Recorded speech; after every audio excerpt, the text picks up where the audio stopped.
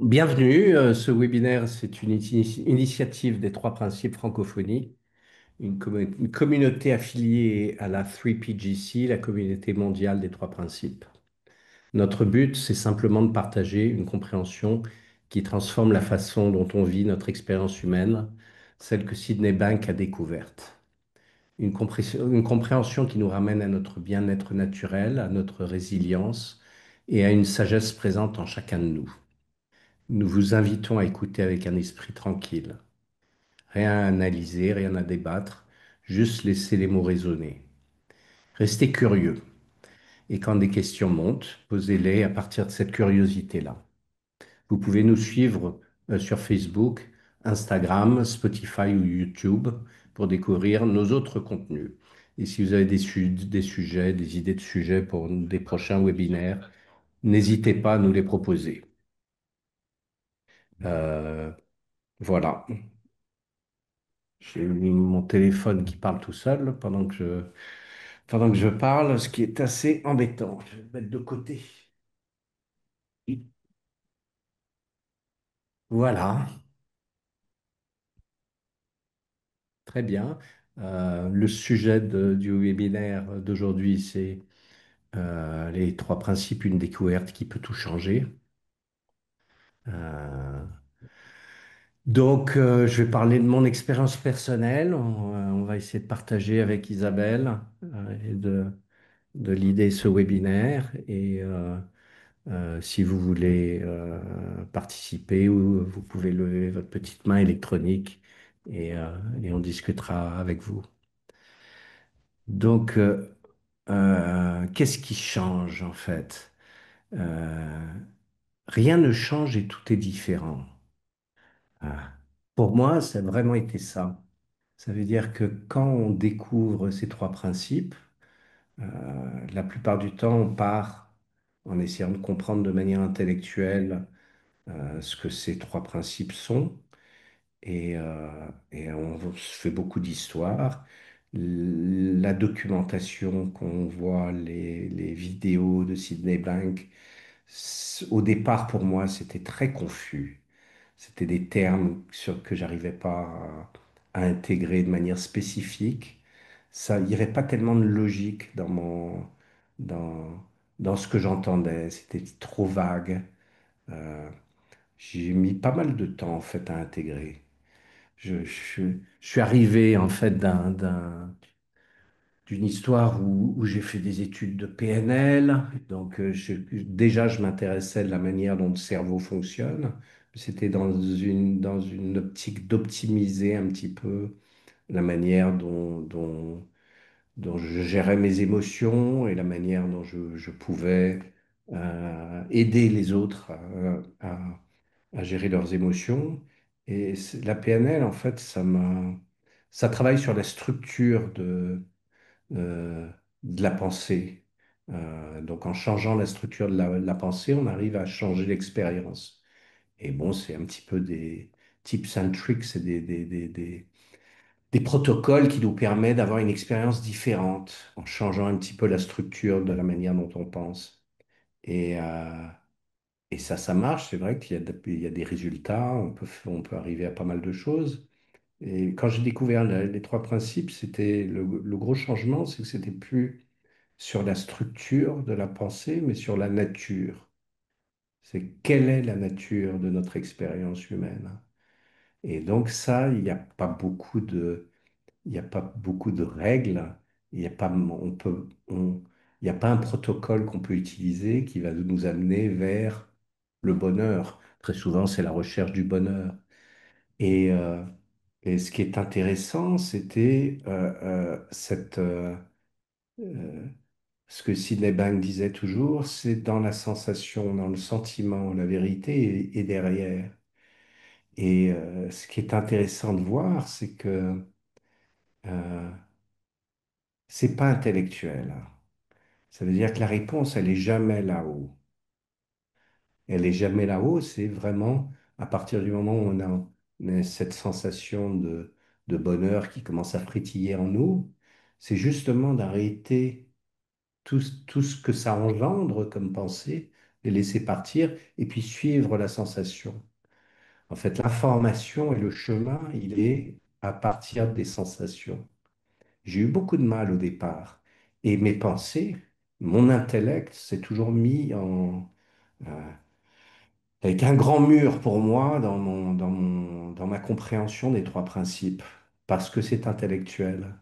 Et dans notre société, et puis pour moi personnellement, j'ai fait beaucoup d'études et ça a toujours été extrêmement valorisé, l'intellect. Donc de pouvoir réagir euh, rapidement intellectuellement et d'être agile intellectuellement, c'était une force. Et dans ce chemin vers les trois principes, en fait, ce qu'on apprend petit à petit, c'est justement à être de moins en moins intellectuel et de d'avoir une tête vide. Et quand la tête est vide et qu'on commence à ressentir, parce que c'est ce qui arrive naturellement, quand notre tête est vide, on commence à ressentir ces sensations de bonheur qui viennent naturellement. En fait, c'est l'expression de cette intelligence universelle qui s'exprime. Le default, comme on dit ça. Au départ, c'est comme ça qu'on est. Ça veut dire que le bonheur, il est là. Et c'est le poids de nos pensées qui pousse ça vers qui pousse, qui mettent de la distance vis-à-vis de cette sensation de bonheur naturel qui est là. Et donc ce chemin, il n'est pas vraiment intuitif. Mais à partir du moment où on suit cette sensation, qu'on a une tête vide, là, d'un seul coup,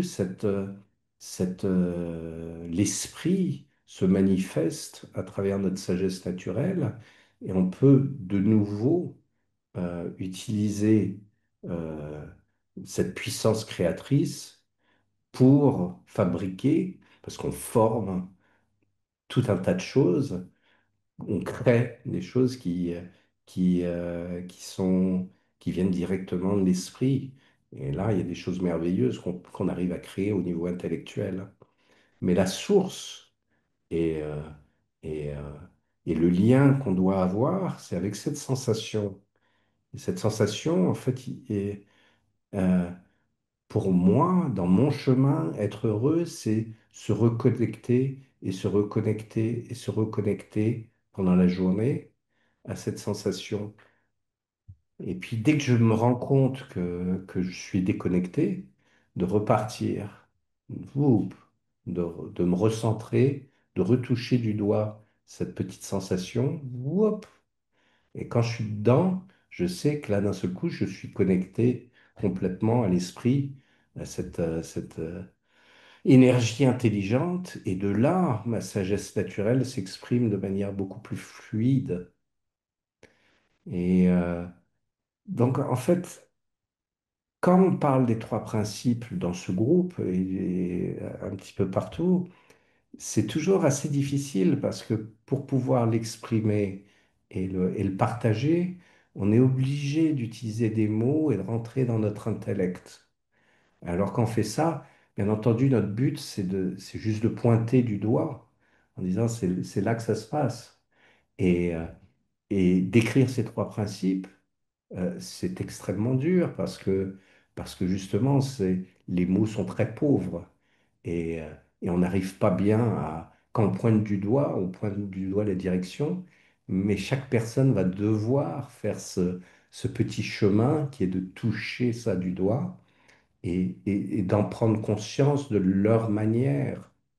Euh, de s'en imprégner, d'avoir cette expérience d'une tête vide, d'une sensation de bonheur, et de voir comment on peut être créateur à partir de cet endroit.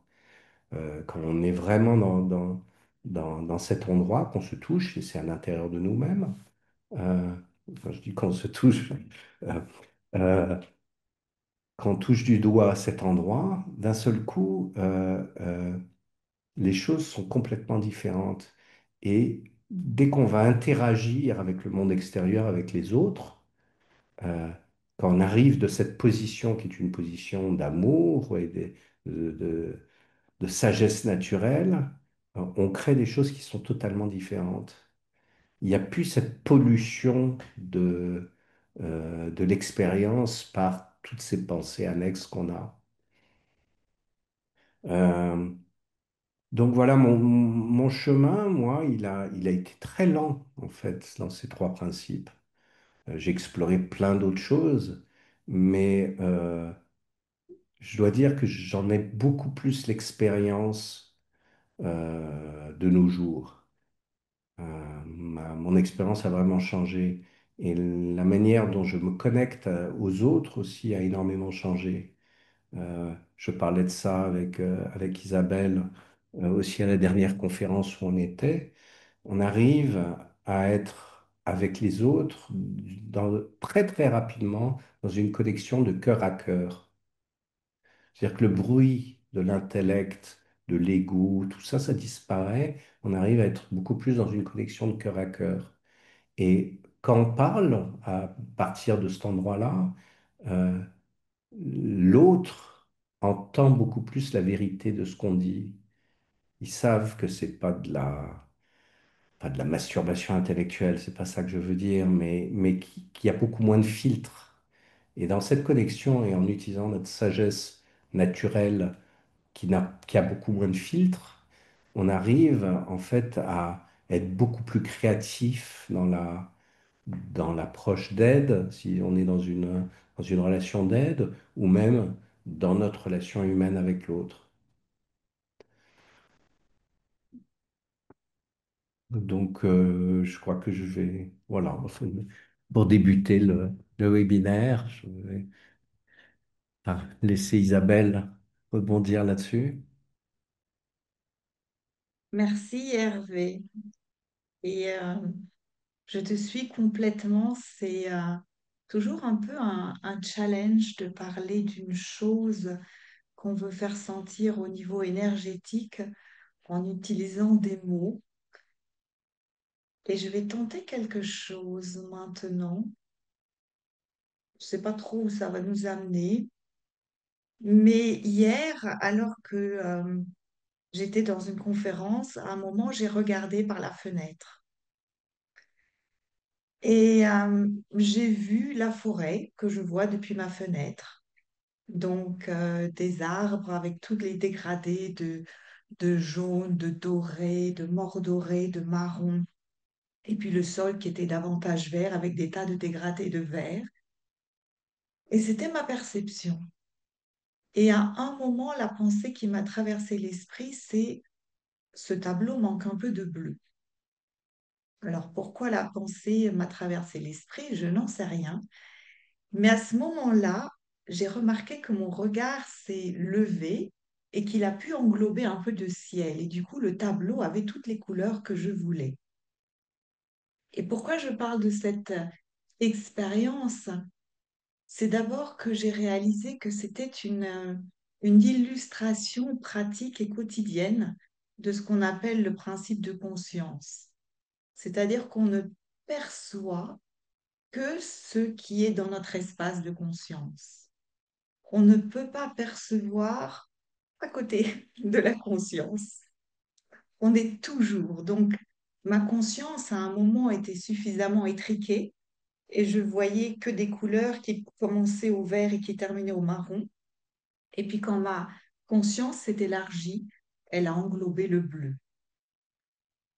Et la deuxième chose que j'ai vue pendant cette expérience, c'est comment j'aurais pu souhaiter voir du bleu si je ne savais pas que cette couleur existait déjà. Est-ce que maintenant, si vous prenez quelques minutes, vous arrivez à imaginer une couleur qui n'existe pas encore, une couleur que personne n'a encore vue, une toute nouvelle couleur? Moi, j'y arrive pas. Et ce que pointent les trois principes, c'est un peu ce principe de vie, à savoir cette unité, cette complétude, le fait qu'il ne manque rien. Jamais. Et pour moi, c'était une immense réalisation parce que je crois, comme chacun d'entre nous, on est dans une recherche de développement personnel. Alors, il nous manque un peu de confiance en nous, il nous manque une relation idéale, il nous manque quelques sous sur le compte en banque, il manque toujours quelque chose. Et on court toujours quelque chose, et quand on croit qu'on va finir par l'attraper, comme un poisson, ça nous file entre les doigts, et on est toujours à une enjambée de la chose dont on veut se saisir pour être enfin comblé. Mais on a tous fait ce chemin-là et on n'a jamais réussi à atteindre la ligne d'arrivée. Et ce que moi j'ai vu quand j'ai découvert les trois principes, c'est le fait que tout est là. Je ne peux pas avoir envie d'une chose, c'est-à-dire je ne peux pas sentir le manque d'une chose si la chose n'existe pas. Je ne peux pas avoir envie de bleu si cette couleur n'était pas dans le spectre. Et donc, je ne peux pas avoir envie d'avoir plus de confiance si la confiance n'était pas déjà là. Donc, à chaque fois qu'il y a le sentiment il y a un manque, en même temps, c'est la preuve que c'est déjà là. Et ça, pour moi, c'était puissant.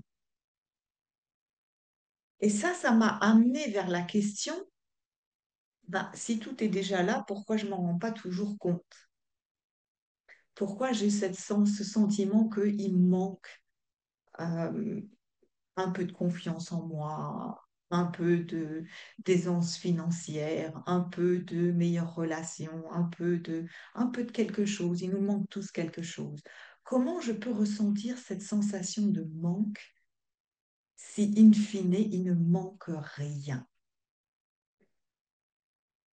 Et je suis revenue à cette image, si vous voulez revenir à cette image de la forêt. Les trois principes nous disent qu'on a le principe de conscience. Donc, tout ce qu'on voit passe par le filtre de notre conscience. J'ai essayé, ça a fait rire beaucoup de monde, je ne vous raconterai pas les détails, mais j'ai essayé de prendre mon filtre de conscience de vitesse et de regarder à côté. Et à ce jour, je n'y suis pas encore arrivée. Il y a après le principe de vie qui est cette énergie vitale dont on est fait à plus de 99% et qui est complète. Il ne manque rien à l'infini de l'univers. Et après, il y a nos pensées. Et ce que le principe de pensée nous permet de faire, c'est de mettre le focus. Vu que la vie est une multitude de multivers infinis, nos sens ne nous permettent pas de tout voir. On est obligé de faire des tris. On est obligé de guider nos sens pour avoir certaines perspectives. Et suivant la façon dont nos sens sont guidés, je vois juste un bout de forêt. J'aurais pu voir juste un petit grain d'herbe, j'aurais vu que du vert. Et puis après, j'ai vu un tableau agrandi avec le ciel. Et pour moi, ce que ça dit, c'est que quand il y a une notion de manque, il y a une notion de contraction. On a fermé l'objectif, on a empêché toute la lumière de passer pour justement mettre le focus sur quelque chose et se focaliser sur ce sur quoi on veut se focaliser. On ne pourrait pas agir, on ne pourrait pas être concret, on ne pourrait pas construire, on ne pourrait pas suivre des projets si on n'avait pas cette capacité à nous focaliser. Donc le principe de pensée, c'est quelque chose d'une puissance incroyable. Ça nous permet de mettre un cadre et de suivre un cap. Et en même temps, dans ces trois principes, on a le mode d'emploi ou le mode d'usage. C'est-à-dire qu'à chaque fois qu'on sent que quelque chose nous manque, en même temps, si on fait comme l'a invité Hervé à le faire, c'est-à-dire on essaie de ressentir dans notre corps, on va toujours ressentir une contraction, une tension, quelque chose qui nous donne une impression de fermeture, d'être un peu étriqué, d'être un peu à l'étroit. Et ce sentiment-là nous dit qu'on a trop fermé l'objectif de la caméra et qu'on a une vision trop étriquée. Et que la chose qui nous manque, que ce soit du bleu dans le ciel ou que ce soit des sous sur notre compte en banque, la chose qui nous manque, elle est là, mais elle n'est pas dans le cadre qui a été trop étriqué. Donc, on n'est pas en mesure de voir ce qu'on aimerait voir, ce dont on aimerait faire l'expérience, parce qu'on a trop restreint le champ de notre conscience avec nos pensées. Et c'est une invitation à lâcher prise, à peut-être respirer, à aller faire quelques pas, à relâcher la concentration. Et c'est exactement comme l'a dit Hervé, ça va à l'encontre de tous les conditionnements qu'on nous donne depuis toujours. Quand tu veux faire quelque chose, reste concentré, ne lâche pas le focus, tout le reste c'est de la distraction, du temps perdu, et on restreint, on restreint, on restreint, jusqu'à se créer un problème. Parce que comme c'est trop étroit, il manque quelque chose. Et là, on continue à s'acharner, alors que c'est justement au moment où on lâche prise qu'on permet à toute la lumière de rentrer dans l'objectif, à toute l'image de prendre place dans le tableau. Et là, on voit que le bleu n'a jamais manqué. J'ai eu l'illusion et l'impression qu'il manquait du bleu, tout simplement parce que ma perception était trop étriquée. Et quelque part, les trois principes, c'est pas plus compliqué que ça. C'est une sorte de mode d'emploi en temps réel. À chaque fois qu'on ressent dans notre corps un souci, donc un souci, ça peut se sentir avec une oppression au niveau des voies pulmonaires. Quand on a peur, ça peut être un nœud dans la gorge, un nœud dans l'estomac, ou les cervicales paralysées, les épaules complètement coincées. Quand on sent ça, on sait avec certitude, et ça c'est la beauté des trois principes parce que c'est absolument fiable, on sait avec 100% de certitude qu'on a des pensées qui nous pèsent et qui nous emprisonnent. J'aime dire personnellement que une pensée, c'est 1 kilo, histoire de faire simple. Et donc, plus on a de pensées, ben, plus on ferme, plus on est à l'étroit, plus on s'enfonce, plus on s'enlise, plus on voit petit, plus on se dit qu'il manque des choses. Et l'invitation, c'est lâcher la pression pour refaire surface, un peu comme si on était un bouchon de liège et qu'on arrêtait de nous appuyer sur la tête pour enfin avoir la tête hors de l'eau, regarder et voir que le ciel a toujours été là.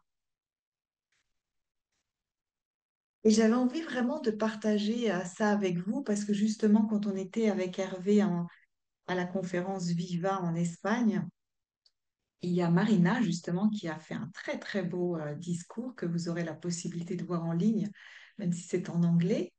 Et l'idée de est-ce qu'il y a une couleur qui nous manque?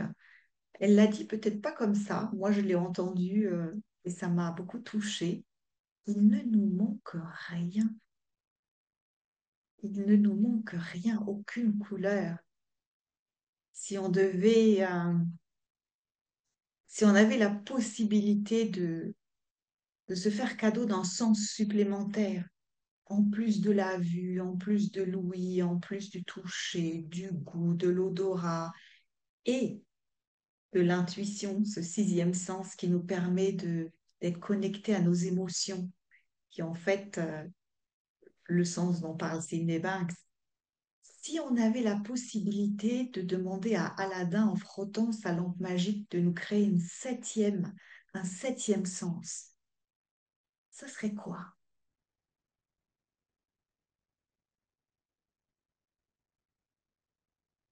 Et là, j'ai posé la question à plusieurs personnes et on a déjà tout, tous les sens pour percevoir et toutes les choses à percevoir. Et l'idée du manque de santé, l'idée qu'on a un problème, l'idée que les choses vont pas, l'idée que ça coince quelque part. C'est en fait l'illustration du fait que on a une surcharge mentale trop pensée qui nous pèse, qui nous appuie, et donc on voit plus toutes les couleurs. Et on cherche là où on n'a aucune chance de trouver. Parce que si je m'étais focalisée sur le petit grain d'herbe sur la pelouse en espérant trouver du bleu, ça aurait été plus difficile. Et donc j'avais envie de partager, plutôt que mon expérience qui remonte maintenant à longtemps, que je finis par oublier, euh, j'avais envie de partager ce que j'ai revu il y a 2 jours, euh, juste en regardant par la fenêtre. Et en fait, les principes sont là tout le temps. On les voit pas toujours, on n'en est pas toujours conscient. Dommage. On aurait un quotidien beaucoup plus aligné avec ce qu'on souhaite fondamentalement, mais les principes marchent 24 heures sur 24. Pas de pause, pas de week-end, pas de nuit. Et on a toute la vie, chaque seconde, pour pouvoir les voir à l'œuvre. Et c'est ça que j'aimerais vous inviter à regarder. C'est dans votre quotidien, demain, avec curiosité, de regarder ces moments où tout d'un coup les choses sont un peu lourdes, sans avoir plus besoin d'analyser, de remonter dans la tête en se demandant, oh, quel est le traumatisme de mon enfance qui revient encore, ou juste ressentir, respirer, relâcher et avoir la surprise, toujours et tout le temps sans exception, puisque c'est si fiable, de voir qu'au bout de quelques secondes, la couleur qui nous manquait est de nouveau là. Et ça, je trouve que c'est un sacré cadeau des trois principes.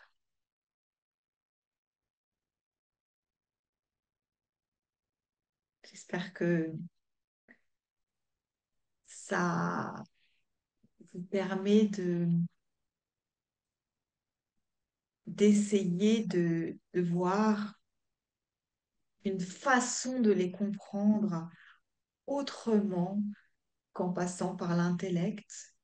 C'est aussi la raison pour laquelle j'écris des méditations. Euh, pour moi, c'est une façon, avec de la poésie et de la musique, de faire passer l'énergie. Ce qui fait que les gens ne comprennent pas forcément ces trois principes, mais ils les vivent, et c'est peut-être pas si mal que ça. Donc, essayez de, de faire l'éponge et de nous imbiber de ces principes, de les ressentir avec chaque cellule. Et c'est l'invitation que j'avais envie de partager ce soir et l'intention que j'ai posée au début de ce partage. C'est très bien. C'est une autre manière de voir les choses. Euh, sur sur ces trois principes, c'est la première fois qu'on me les a expliqués, je les ai entendus.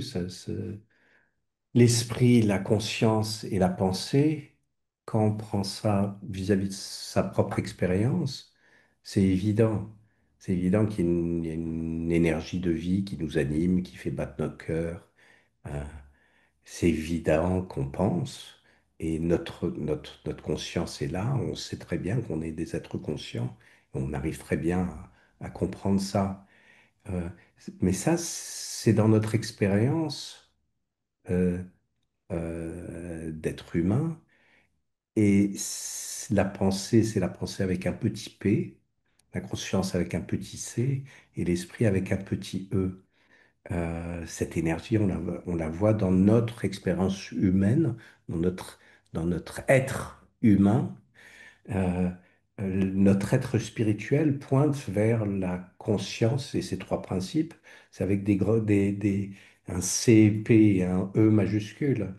Euh, on pointe vers le fait que euh, l'esprit universel, la conscience universelle englobe tout et euh, Dieu a l'expérience de lui-même à travers nous. Ça veut dire que ces trois principes vont à travers nous, vont avoir leur petit C, leur petit P et et leur petit E. Et cette compréhension des trois principes, on pointe toujours vers les majuscules en disant c'est ça qui est derrière. Les pensées, c'est pas nos petites pensées, c'est notre capacité à penser, à créer, à former cette énergie quand elle est formée, on a nos petites pensées. Tout ça, ça travaille tout seul. On n'y pense même pas. On est dans les trois principes sans même s'en rendre compte. Quand on pointe vers là-bas, en fait, le chemin, souvent, c'est euh, dans cette compréhension, en pointant vers les trois principes, petit à petit, de revenir à notre expérience limitée, humaine, et de comprendre qu'elle est géniale. Ça veut dire qu'on la revisite, on revient à la maison, on la revisite avec cette compréhension des trois principes et cette expérience qui pouvait être euh, douloureuse de temps en temps, sans cette compréhension, d'un seul coup, il y a plein de couleurs, il y a plein de manières différentes de voir ça. On peut, on peut avoir des émotions et adorer avoir ces émotions, même si elles nous faisaient mal ou si on essayait de les refuser avant. Euh, c'est ça qui transforme. C'est le sujet d'aujourd'hui. Une découverte qui peut tout changer. Ce chemin de compréhension qui s'arrête jamais, ça transforme complètement l'expérience de vie qu'on peut avoir. Donc c'est intéressant, en tout cas, ça vaut vraiment le coup d'avoir ça. Et, euh, et la partie intellectuelle dont je parlais au départ, en fait, de temps en temps, on se trompe en, en ne comprenant pas que le système des émotions, et c'est celui-là vers lequel on, on- on va pour comprendre ces trois principes, on essaye de trouver cette sensation, ce sentiment de joie, ce système, c'est le ressenti, et c'est pas l'intellect. Les émotions, le système des émotions, c'est le ressenti. Et très souvent, on utilise l'intellect quand on a une émotion. On essaye de comprendre, on essaye de penser nos émotions. Et c'est pas le bon système. Et quand on fait ça, il y a tout un tas d'histoires qu'on va créer qui correspondent à, à- à notre force de création de n'importe quoi pour expliquer l'émotion qu'on ressent. L'information dans l'émotion, elle est dans le ressenti. Il y a beaucoup d'informations à avoir juste en ressentant l'émotion qu'on a. Mais dès qu'on commence à utiliser l'intellect pour expliquer, eh ben, on se coupe du vrai système qui est le ressenti. Et ce système de ressenti, en fait, il y a tellement d'informations là-dedans, et en particulier quand on recherche cette sensation de bonheur, quand on commence à toucher cette sensation de bonheur ou qu'on touche d'autres sensations qui sont désagréables, ça nous indique la qualité de notre pensée dans le moment. Les choses sont inconfortables, ça marche pas, on se sent pas bien. Ça veut dire que la qualité de notre pensée euh, n'est pas bonne. Elle n'est pas alignée vers la source, qui est l'esprit, qui est de l'amour, hein. Euh, Normalement, quand on ressent l'amour, on se sent bien, hein. Quand on donne l'amour aussi. Quand on donne l'amour, on le ressent aussi. Donc on a le double. On a le double de plaisir. Voilà, je voulais rajouter ça. Je pense que c'est important maintenant que vous nous posiez des questions, qu'on débatte là-dessus. Si vous avez des questions aussi, ou même des réflexions sur ce qui vient d'être dit. Nicolas,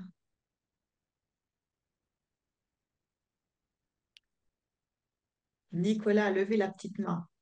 Oui, tu peux te unmuter. Ouais, j'avais oublié que j'étais sur mute.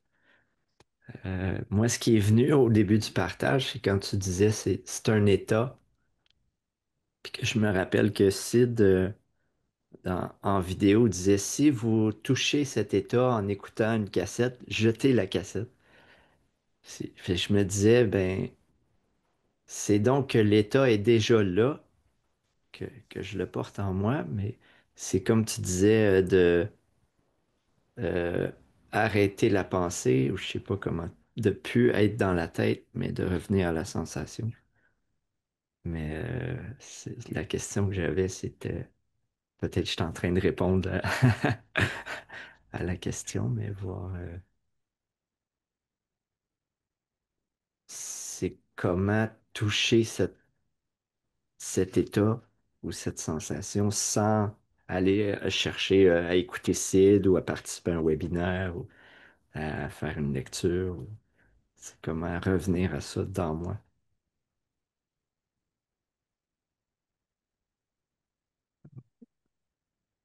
Ça peut être très simple si ou tu voulais dire quelque chose, Hervé?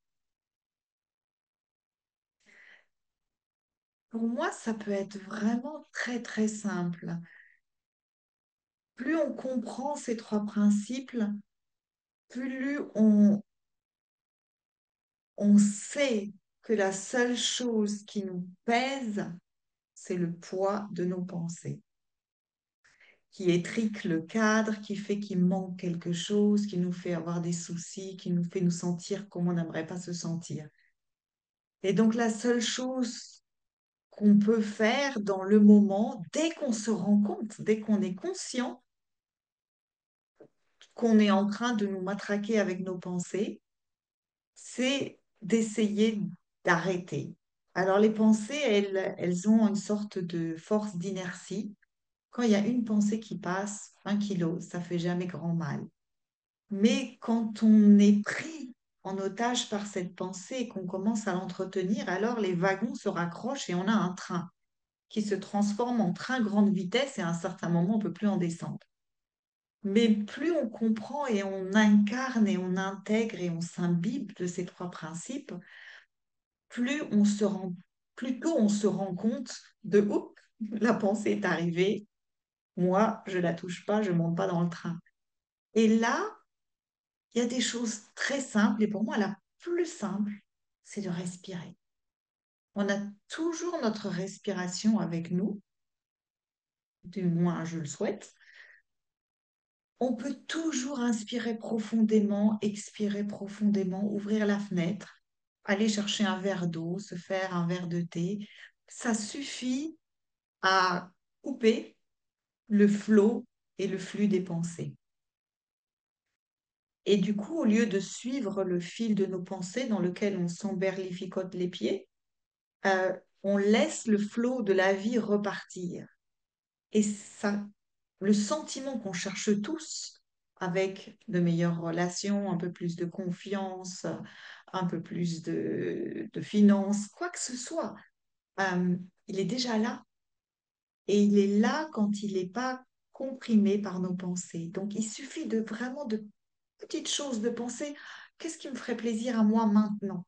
D'aller sentir une fleur dans le jardin, de me laver les cheveux. C'est très individuel, ça peut être tout et n'importe quoi. Le tout, c'est en interrompre le flot des pensées. Et le tour est joué. Est-ce que ça répond à ta question? Est-ce que ça fait sens?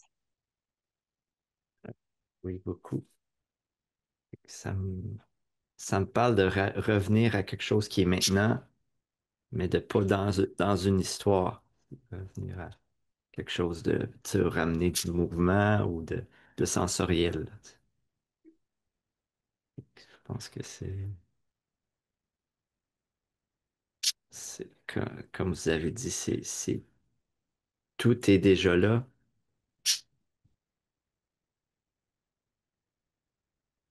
C'est juste d'en prendre conscience à Oui, il y a où j'ai l'utilisation, envie d'aller. Oh, pardon, vas-y. il y a l'utilisation en fait du corps. Les émotions, les sensations, c'est dans le corps qu'elles apparaissent. Bon, c'est souvent Les émotions, c'est un peu les effets spéciaux de ce qu'on pense, du film qu'on a dans notre tête. D'un seul coup, dans notre corps, il y a des choses qui se passent, ça devient une émotion. Euh, et le corps, en fait, c'est le médium qui nous, c'est c'est le médium qui va nous aider à trouver ce chemin du bonheur. C'est dans les sensations et pas dans l'intellect. À partir du moment où on ressent quelque chose qui est agréable, c'est un guide, en fait, c'est une sorte de baromètre et de guide. Ces émotions, elles nous guident dans la vie. Dès qu'on a des sensations qui sont positives, etc., on sait que oui, là, on est aligné avec cette énergie de vie. Et quand on a des choses désagréables qui se passent, etc., c'est aussi le baromètre qui nous dit, attention, tu es en train d'utiliser ton cerveau contre toi-même ou tu n'es plus aligné. Donc en fait, on peut vivre sa vie en se faisant guider par ses émotions, être en phase euh, si tu te branches sur la station de radio de l'énergie de cette vie, tu vois, et tu utilises ça dans ta vie de tous les jours en disant, est-ce que je suis aligné? Quand je suis aligné, je me sens bien, je suis heureux. Dès que je commence à me sentir mal, là, c'est un pointeur qui te dit tu es plus aligné. Tu penses pas dans le sens de l'énergie de la vie, ou tu vas trop vite. C'est ça le poids des pensées, c'est pas forcément le poids des pensées, c'est c'est le poids des pensées qui sont pas alignées avec cette énergie de la vie. Parce que tu peux penser énormément de choses, et d'ailleurs, c'est très agréable, ça fait partie de notre expérience d'être humain. de, s- de, de penser à ce qu'on a envie de penser, des pensées créatrices, ou même se faire des films et être complètement dans notre film. C'est le jeu de la vie. Ces trois principes, ils rentrent en nous, être humain, et d'un seul coup, ils nous animent complètement. Et on a ce jeu, qui est le seul jeu de la vie, d'avoir l'expérience de nos pensées. C'est ça qu'on fait du début jusqu'à la fin. Et d'avoir cette expérience des choses qui peut être une expérience extraordinaire. On a une chance phénoménale d'avoir ces trois principes en action à l'intérieur de nous, avec le petit P de nos petites pensées et de notre petite conscience, sachant qu'il y a un grand P, une grande conscience universelle, et, euh, et que nous, on est l'émanation de cette grande conscience à travers nous qui se retrouve en petite conscience. De cette pensée universelle, qui est cette puissance créatrice, et nous, on fait ça avec nos petites pensées. Et on a cette expérience de vie. Mais de comprendre que notre expérience de vie, elle est beaucoup plus plaisante quand on est aligné, en phase avec cette énergie de vie, et de savoir qu'on a notre corps qui nous permet de nous guider dans la vie vers des sensations qui sont beaucoup plus plaisantes.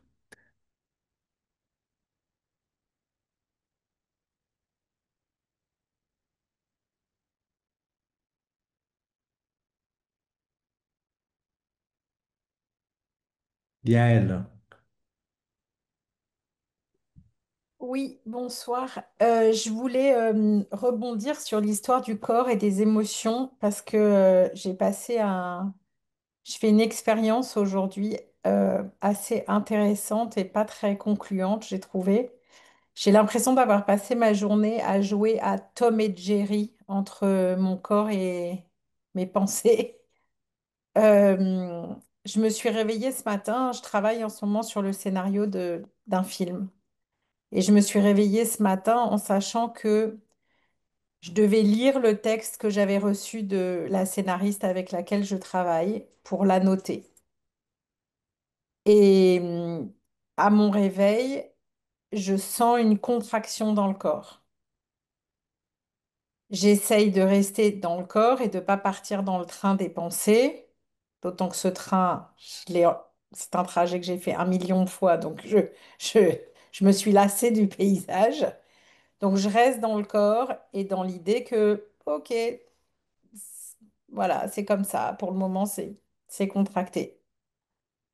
La contraction se dissipe au moment où je sors, je promène mon chien, je marche 3/4 d'heure dans un joli parc, etc. Là, bon.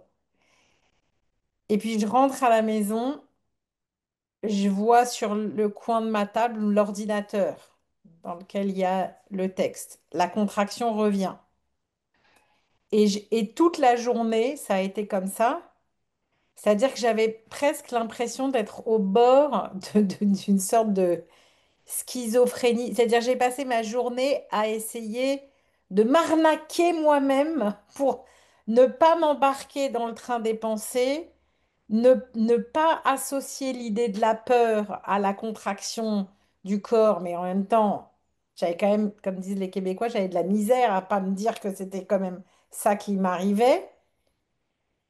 Et je suis allée déjeuner avec une amie, j'étais sur mon vélo, il faisait beau à Paris, alors tout d'un coup, j'étais toute dans la gratitude de cette vie que j'ai, où quand même j'ai une liberté incroyable, etc. Donc ça me privait pas d'émotions agréables et quand j'étais dans l'émotion agréable, bah, j'étais OK pour monter dans le train de la pensée et que cette liberté, cette vie sur mesure que je me suis fabriquée, oh là là, quelle chance, etc.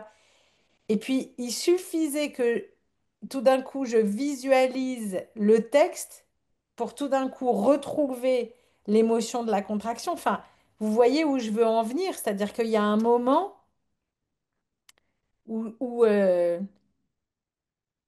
aujourd'hui, je savais plus par où passer pour... c'est-à-dire que quand j'étais dans mon émotion de contraction, je me disais, bon, bah alors est-ce que c'est le signe que c'est pas par là? Est-ce que c'est le signe que je dois pas faire ce film? Est-ce que c'est le signe de... C'est-à-dire que c'est super difficile de faire la part des choses entre eux. Alors non, on a dit on reste dans le corps, on monte pas dans le train des pensées. Mais en même temps, là, par exemple, j'entends Hervé qui dit... quand l'émotion du corps raconte quelque chose comme la contraction, alors peut-être c'est qu'on n'est pas aligné. Non, non, non. Enfin, vous voyez ce dont je parle? Voilà. Et du coup, je m'en suis sortie en me, en me censurant presque, enfin, voilà, comme tout d'un coup, une sorte d'instance supérieure qui dit, t'as du travail à faire, voilà, fais-le, avance, te pose pas de questions, boucle-la. Bon, mais du coup, je dois faire, en dépit de la contraction du corps, je dois faire semblant que j'entends pas quand même ce que j'entends. Enfin, il y a, il y a quelque chose là où je trouve que quand l'émotion comme ça, enfin quand il y a quelque chose qui a l'air d'être engrammé, et vraiment aujourd'hui j'ai fait un effort de tous les diables pour pas repartir dans les histoires du passé, de qu'est-ce que c'est le conditionnement dans ma famille au sujet du travail, nanana. Moi je me suis allongée pendant 20 ans chez le psychanalyste, je connais toutes ces histoires, mais par cœur, ça m'intéresse plus. Donc c'est pas là que je vais, ce qui est déjà un gros progrès. Mais ça n'empêche que tu vois, Isabelle, quand tu disais, ah, mais moi, voilà, il suffit de respirer, et puis tout d'un coup, on revient comme ça au centre, je suis d'accord quand il n'y a pas la contrariété de l'émotion dans le corps qui te raconte quand même, qu'on le veuille ou non, ça t'indique, en tout cas moi c'est ça que ça me fait, c'est ça mon expérience quoi. C'est que quand j'ai la peau du ventre qui est comme ça un tout petit peu aspirée par l'intérieur, ben j'arrive pas à me dire que ça fait pas sens. Comment on fait avec ça? Pour moi, cette crispation ou cette émotion que tu as vis-à-vis du texte. Euh, c'est un cadeau, c'est un signe, ça te montre que ce que tu ressens par rapport à ça est quelque chose qui est pas sain. T'es pas aligné là-dessus. Alors, je ne parle pas des circonstances, je ne parle pas du travail, parce que une ou deux fois, tu pointais vers la circonstance. Il faut bien que je fasse ça, il faut bien que je travaille, il faut bien que je fasse ce que j'ai à faire. Mais quand tu es dans le bus ou dans la rue et que tu fabriques quelque chose avec tes pensées sur ce travail qui fait que tu te sens mal, ça, c'est un cadeau parce que il y a plein de messages. Ça te dit que bon, je ne sais pas ce que tu penses dans ce moment-là, mais c'est ce que tu ressens derrière. Tu ressens quelque chose qui te contracte et qui t'opprime et qui n'est pas agréable. Alors, quand quand tu mets ta main sur du feu, sur une plaque chauffante et que tu te crames, tu vois, les fois d'après où tu vas mettre ta main sur tu retires la main, tu vois. Et c'est un petit peu ça aussi le cadeau, c'est que au bout d'un moment, tu apprends à ne pas t'engager derrière des choses qui te font mal. Et là, tu utilises la pensée d'une manière qui est pas utile pour toi. Et je ne parle pas des circonstances, le fait que tu doives travailler ou qu'il faut que tu fasses ton scénario ou tu dois travailler là-dessus. Mais la manière dont tu utilises la pensée sur ce sujet, c'est quelque chose où tu te fais du mal. Alors, il y a aussi ce dont tu parles de contraction ou d'expansion. Tu vois, quand on est aligné avec les trois principes, on est souvent en expansion. Quand on est contracté, c'est aussi un signal que notre niveau de conscience baisse, qu'on voit plus euh, les choses avec assez d'ouverture et on est contracté. Tandis que quand on est complètement aligné avec ces trois principes, on est en expansion et notre niveau de conscience s'élève et souvent on voit beaucoup plus de choses. Euh, Il y a cette notion de résistance. Quand tu résistes à ce qui est, c'est un signal pour lâcher prise. Dès que tu sens de la résistance en toi, c'est un signal qui t'indique qu'il faut lâcher prise. Et lâcher prise, c'est vraiment le chemin du bonheur. Tu vois, très souvent, on se torture, et bien entendu, ça a un impact. Et on résiste. Quand on résiste ce qui est, de toute façon, ce qui est, ça est. Il y a, c'est- Résister ce qui est, ça n'amène jamais rien. Tu vois, les choses sont comme elles sont. Donc résister ce qui est, c'est pas quelque chose d'utile. Donc ce signal pour lâcher prise, ça peut être le chemin du bonheur. Dès que tu sens de la résistance en toi, tu lâches prise. Alors je ne veux pas rentrer dans les détails de, de ce que tu penses et comment tu fabriques le film d'horreur que tu te fabriques sur ce sujet. Euh, mais mais il y a plein de signaux et ces signaux sont des cadeaux.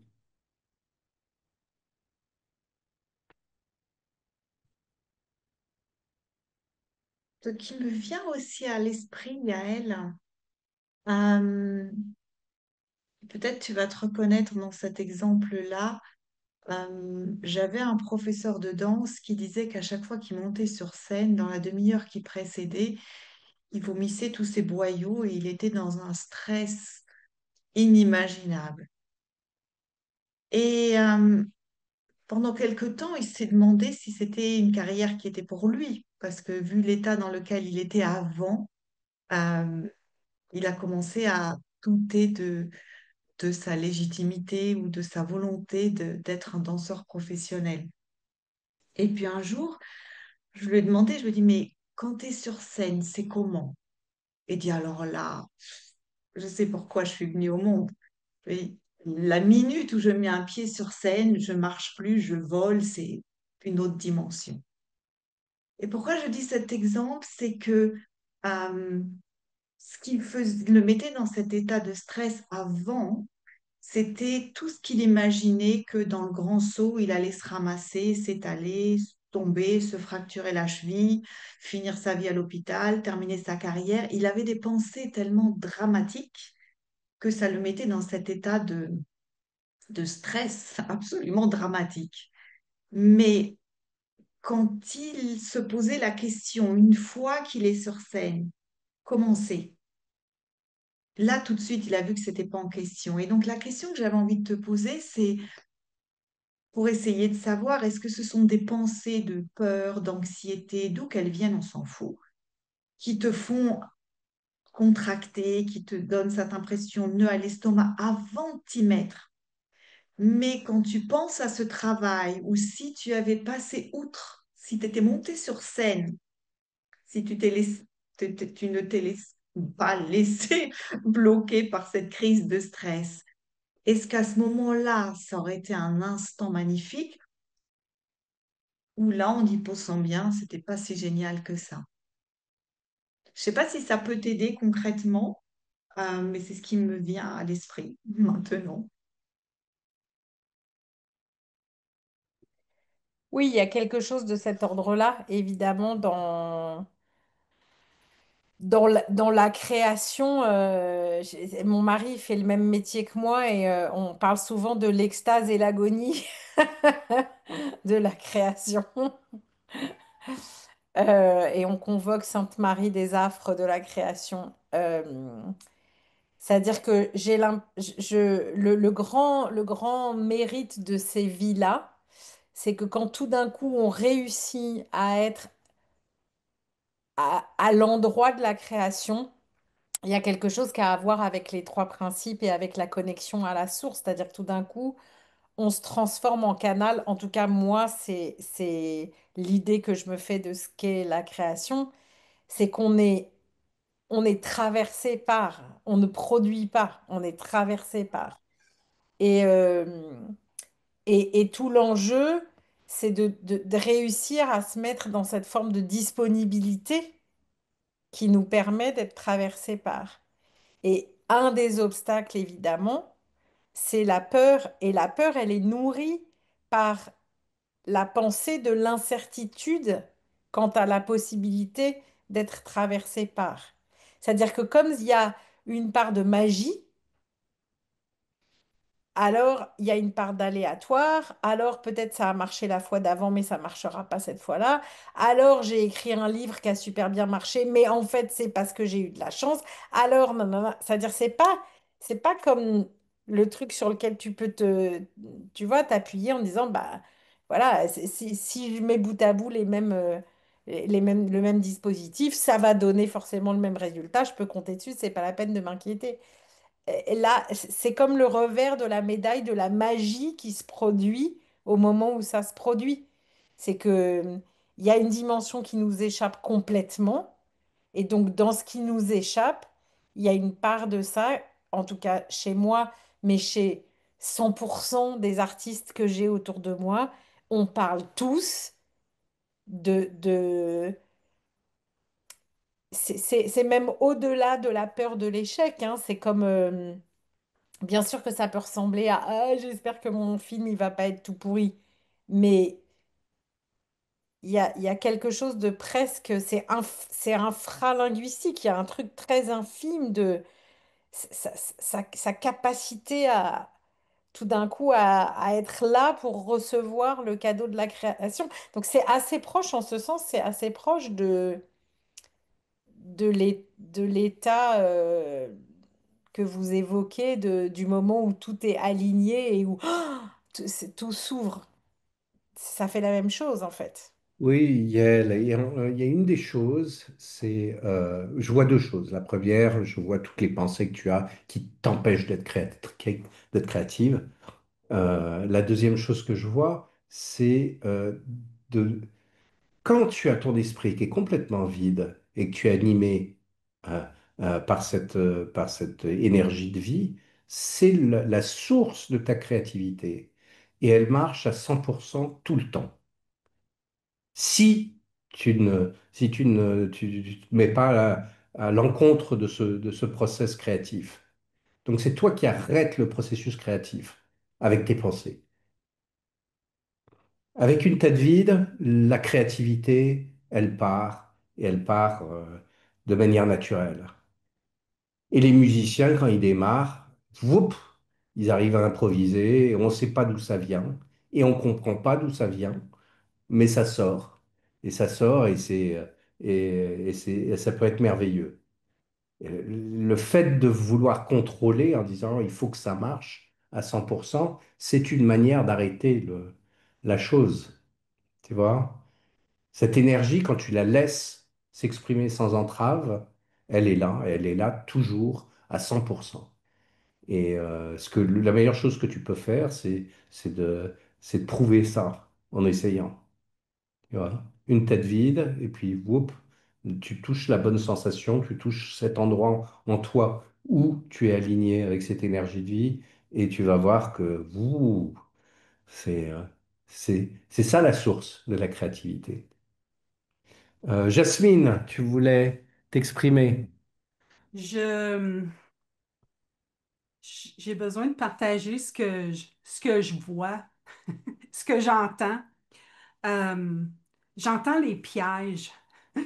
J'entends les pièges quand on rentre dans cette conversation-là, où ce que on commence à rentrer, qu'on veuille ou qu'on veuille pas, on commence à rentrer dans notre tête et que là, on commence à faire quelque chose avec qu'est-ce qu'on a appris. Euh, ce que j'ai vu, je vais essayer de ne pas être trop longue. Ce que j'ai vu, c'est il manquait, on a une tendance à avoir un sentiment. Quand on rentre, commence à comprendre les trois principes, on a un sentiment, puis là, on est comme, ah man, j'ai une pensée. C'est quoi la pensée? C'est quoi que je suis en train de penser là? Là, je le vois pas. Mais là, je vais arrêter de penser, mais j'arrête pas de penser. Fait que ça doit être un signe. C'est ça que j'ai entendu à elle, le signe. Ça, c'est c'est un beau piège que, qui est innocent. Je l'ai. Surtout les rêves, tu sais, je me réveille, j'ai eu un rêve. Oh, c'est un signe. Et là, je pars. Mais là, je pense que je suis pas dans ma tête, là. Mais je suis dans ma tête. Parce que c'est tout inventé. Right?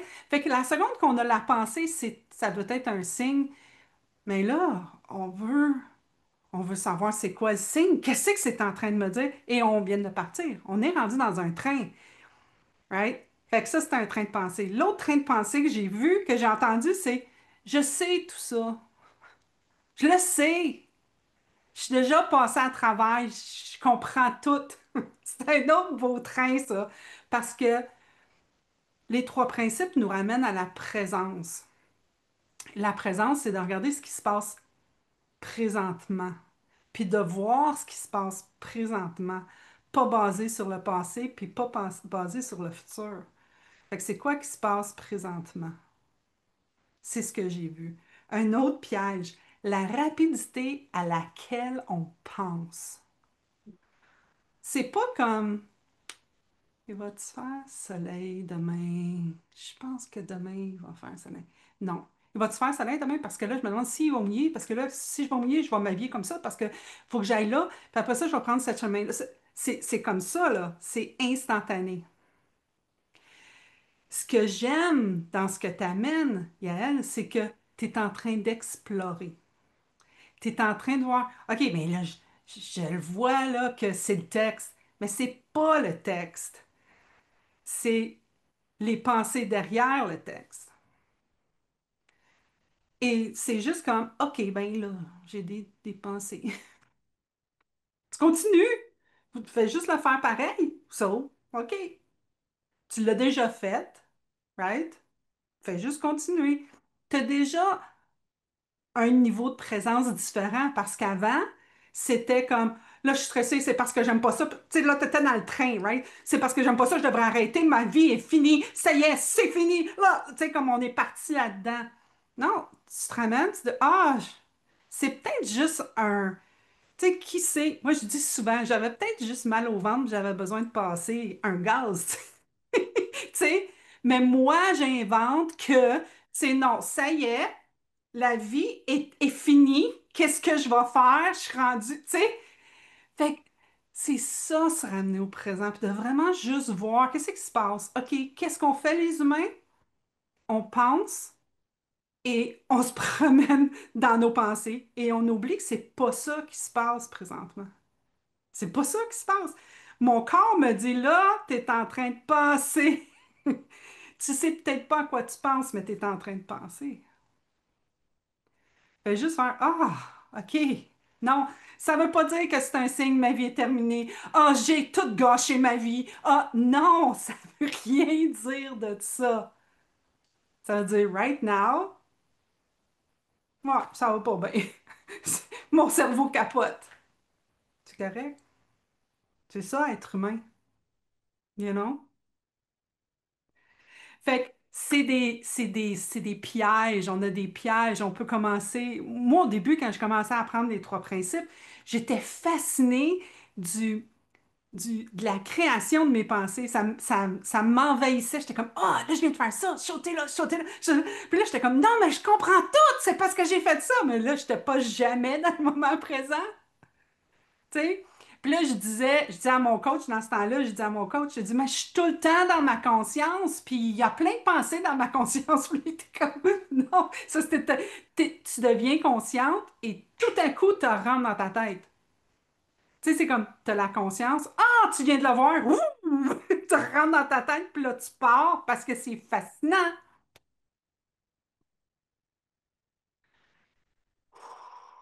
On se ramène dans le moment présent.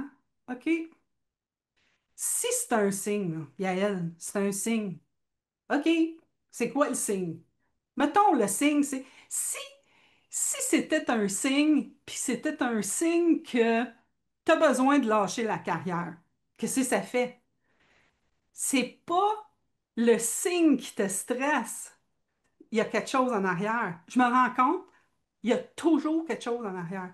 J'avais un ami, on s'était chicané, puis dans les trois principes, puis on s'était chicané, puis là, je voulais y parler parce que là, je n'y avais pas été fin. Là, t'as pas été fin avec moi, tu sais. Puis là, je commence à y parler de ça, mais dans ma tête, je suis comme, il m'aimera plus, tu sais.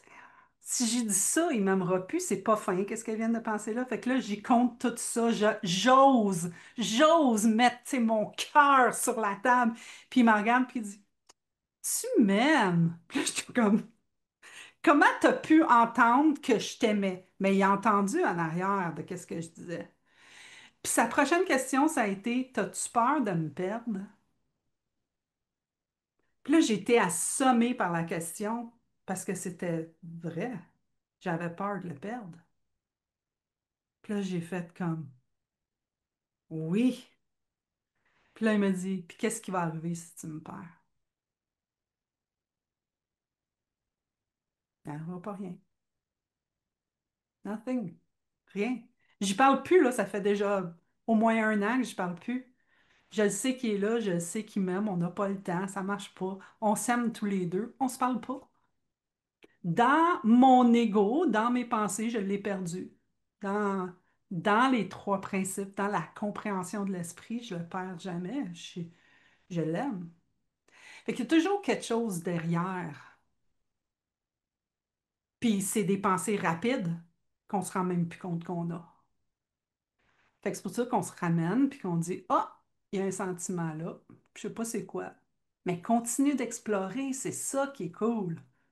C'est ça qui est cool parce que tu vas commencer à voir. Puis là, tu vas trouver la place où ce que tu vas dire, ah, ça c'est de la pensée, ça c'est qu'est-ce que je veux. Tu vas vraiment commencer à voir le différent feeling que tu as.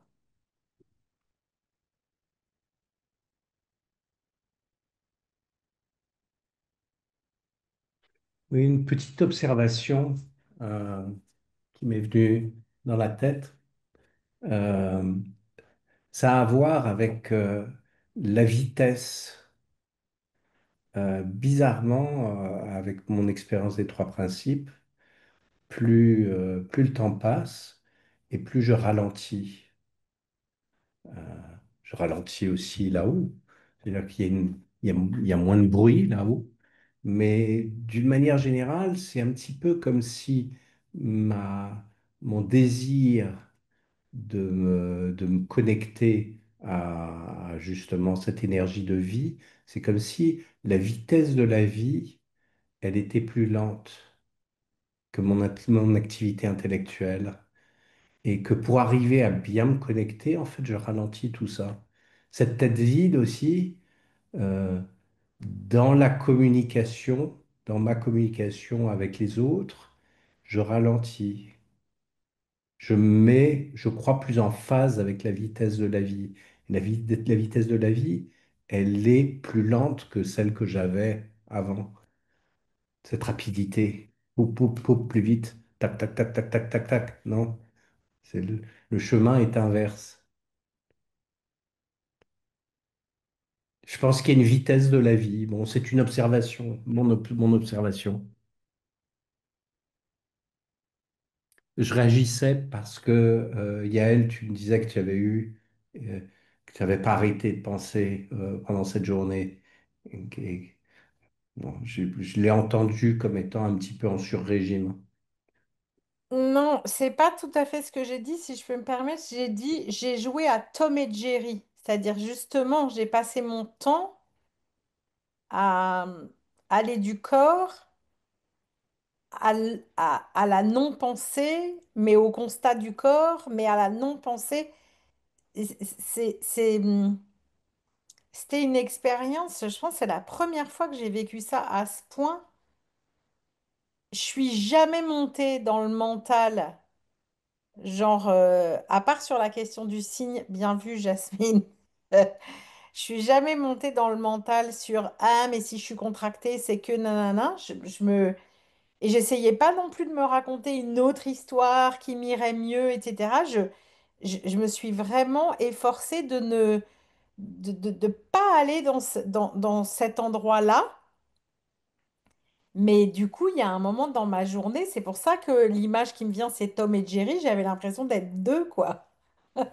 Et de, de me courir après, ou au contraire de faire semblant d'être très, très, très calme. Enfin, il y avait comme ouais, une sorte de dédoublement dans la sensation. Enfin, c'était très particulier, quoi.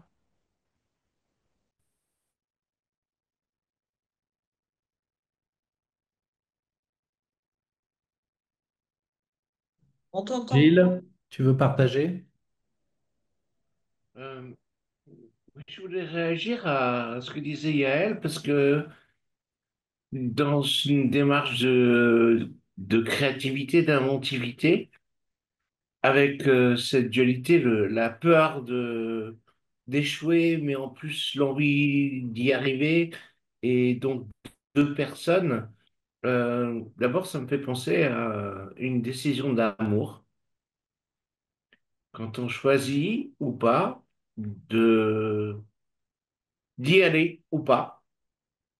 Ça me rappelle aussi une décision créative où, en fait, il a fallu que je me dise, arrête de penser, tu le sens, tu peux le faire, et j'ai fait un truc, peu importe lequel, mais ça m'est arrivé.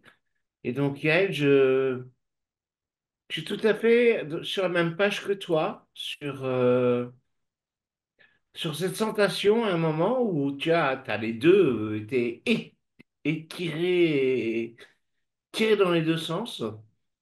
Et quand tu te lâches et que tu arrêtes de faire des histoires, de réfléchir, eh bien, tu fais le bon choix, parce que c'est le cosmos qui nous emmène vers ça. Alors, ça paraît complètement stupide peut-être, mais voilà, je voulais juste dire ça.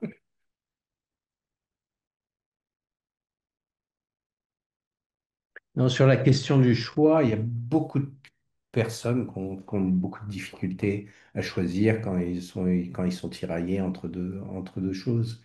Et il y a énormément de bruit dans la tête correspondant à ces choix. Et souvent, on explore les futurs possibles, on construit plein de choses. vis-à-vis de ses choix et de l'impact de ses choix. Euh, Ma méthode, c'est d'avoir une tête vide et de me laisser guider par ma sagesse naturelle. Et ma sagesse naturelle, quand j'ai là une tête vide, elle va m'indiquer assez facilement un choix ou pas. Parfois, le choix, c'est je ne suis pas sûr, je ne le sens pas, il faut attendre. Mais il y a on sait quand on est guidé par cette intelligence, on sait que c'est ça. Il y a une notion de savoir. On sait intrinsèquement que c'est par là qu'il faut aller. Ou on ne sait pas. Et si on ne sait pas, c'est mieux de ne pas choisir et puis d'attendre. On saura plus tard. Mais c'est assez facile, hein. Et on sait aussi que c'est pas dans le bruit incessant de nos pensées qu'on va réussir à choisir quelque chose de correct. Moi, je pense qu'on peut avoir une vie où on est complètement guidé à 100% par sa sagesse naturelle. Et c'est très intéressant de tester ça, de voir qu'en fait la vie, elle est derrière nous et elle nous pousse dans des choses qui sont bonnes pour nous, si on la laisse faire. Bon, la sagesse naturelle, très souvent, on n'entend pas parce que le bruit des pensées est beaucoup plus fort que cette petite voix qui te dit, fais ci, fais ça. Oui, ça c'est bien. Vas-y, ça sent bon. Il y a une bonne sensation derrière ça. Oui, ne pas savoir, c'est une réponse. C'est une réponse comme telle. Tout à fait.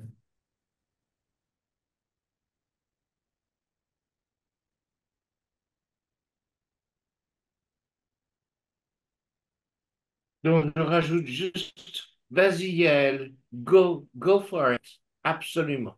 Voilà.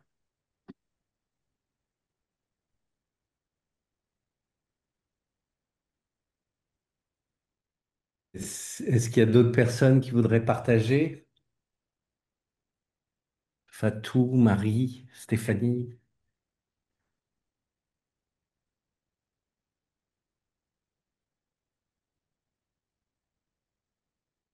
Vous n'êtes pas obligé du tout, hein.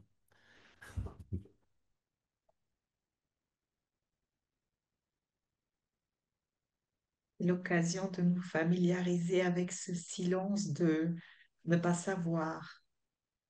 Quand on prend une décision, s'il y a ces moments de blanc, de silence, avec lesquels on n'est pas forcément à l'aise. Parce que comme disait Hervé, on a tous eu ces conditionnements où il fallait réagir du tac au tac. Et c'était une preuve de brio, d'intelligence. Et, et tout d'un coup, quand on ne sait pas vers quel choix s'orienter, on est ah, il faut que je fasse quelque chose vite. Et donc ces moments-là où il peut y avoir quelques minutes de silence, où on ne sait pas, et on s'autorise à pas savoir et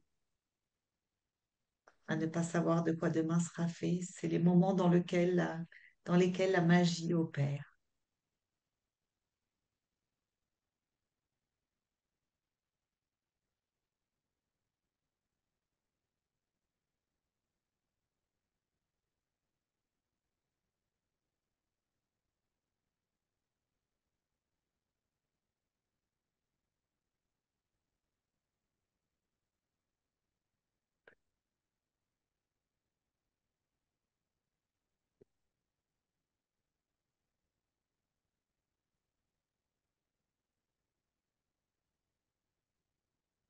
Très bien. Euh, je pense qu'on va s'arrêter là, sauf si vous avez des points que vous voulez lever ou des questions que vous avez. Jasmine, tu veux nous dire ce qu'on a comme webinaire qui arrive? Oui, je vais vous dire cela. Attendez-moi 2 secondes que j'ouvre l'écran au bon endroit. Oups, mauvais site Internet. Nous avons un ordinateur qui est lent. Le prochain, c'est le 27 novembre. Ça va être une réflexion sur une vidéo de Sydney Banks qui est Un esprit calme.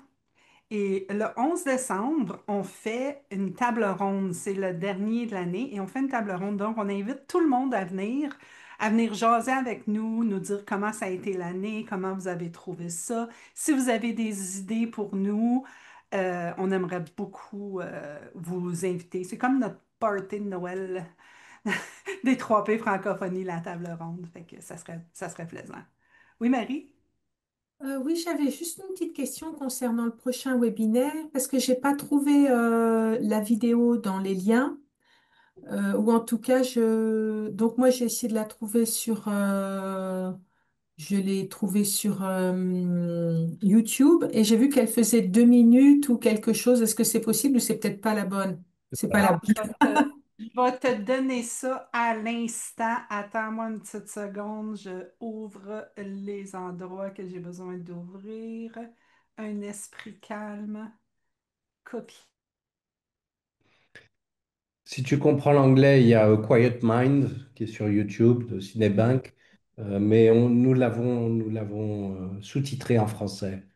Donc voilà, le lien Comme ça, est si dans jamais. le chat.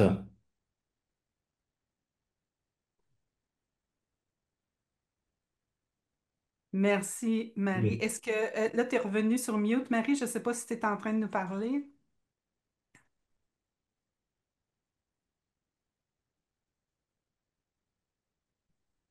C'est bon? On s'assurera qu'il est bien distribué avant le webinaire. Bon, bah, très bien. Je vous remercie beaucoup, Isabelle. Merci d'avoir été co-host avec moi. Et Avec puis, plaisir. euh, je suis très content et je vous souhaite une bonne fin de semaine. Et on se voit dans 15 jours, ceux qui veulent être présents. Merci à tous. Merci beaucoup et puis une bonne soirée. Bye tout le monde! Et bye bye.